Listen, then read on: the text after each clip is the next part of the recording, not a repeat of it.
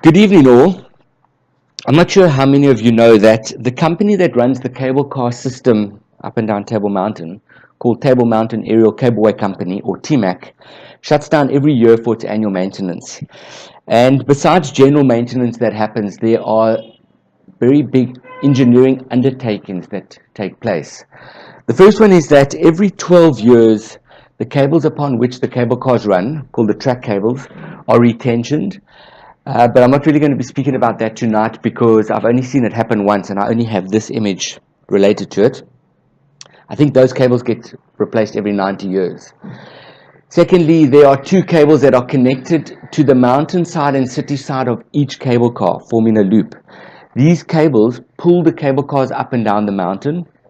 They call the heel and haul cable, and these cables get replaced every 4 to 6 years.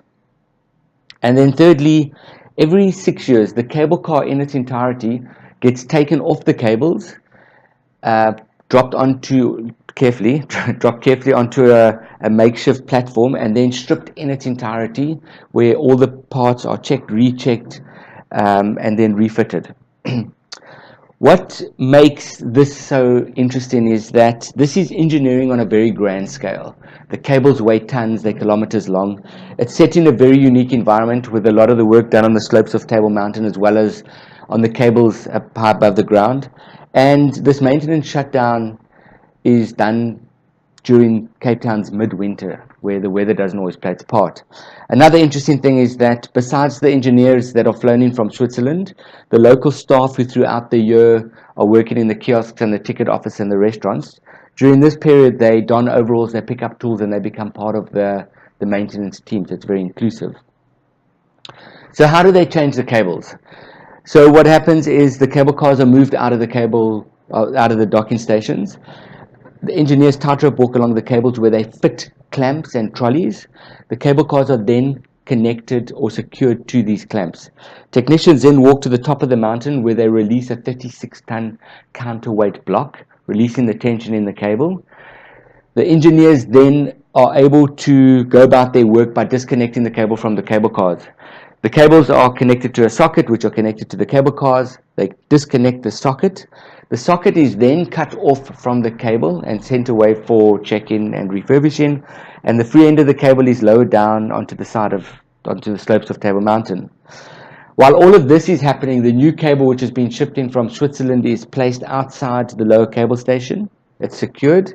The free end of the spool of cable is fed through a window in the lower cable station.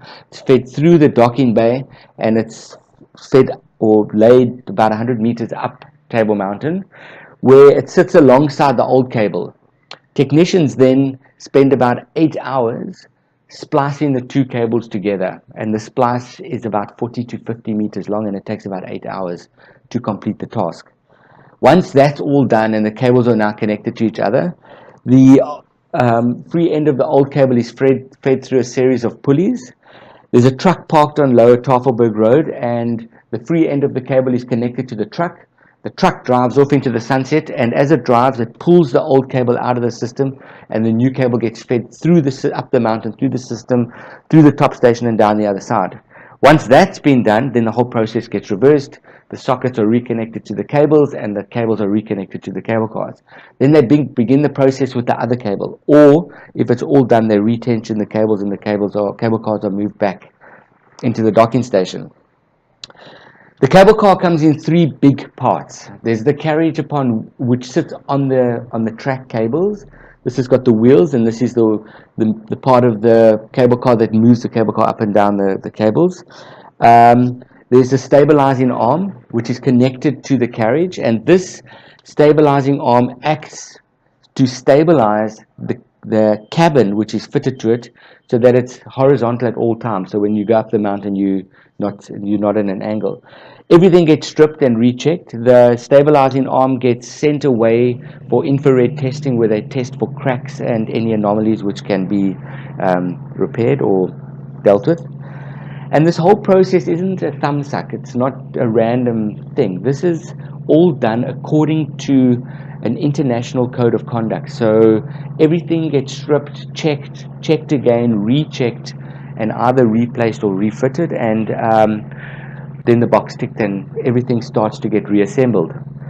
Because of the location, with a lot of the work done on the slopes of the mountain and in the docking stations, you can't get big crane trucks and the likes there. So a lot of the intensive hard labor is done manually. And this picture is the guys actually manually winching the cable car back onto the stabilizing arm. Once everything has been done, the cable car does a test runs up and down the mountain to see if it all is good.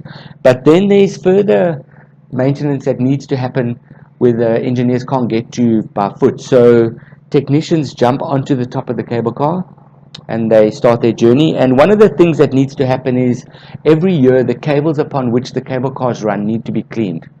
So the technicians climb onto the platform right at the top of the stabilizing arm, and they manually clean these cables using wire brushes and buckets to collect the rust and the dirt and all the muck. You can't use any detergents because of environmental issues. The slack rope calipers through which the cables run have to be checked to make sure that all is working, all the wheels are lubricated, and necessary steps taken if need be. Since 2005, I've been the only photographer commissioned to photograph this maintenance shutdown in depth. And not only am I blown away by the scale of the operation or this engineering feat, but also by the men and the women who are dedicated and work in all different types of weather conditions just to ensure that each and every one of us can have a bumpy free and a safe ride to the top of the mountain. Thank you very much.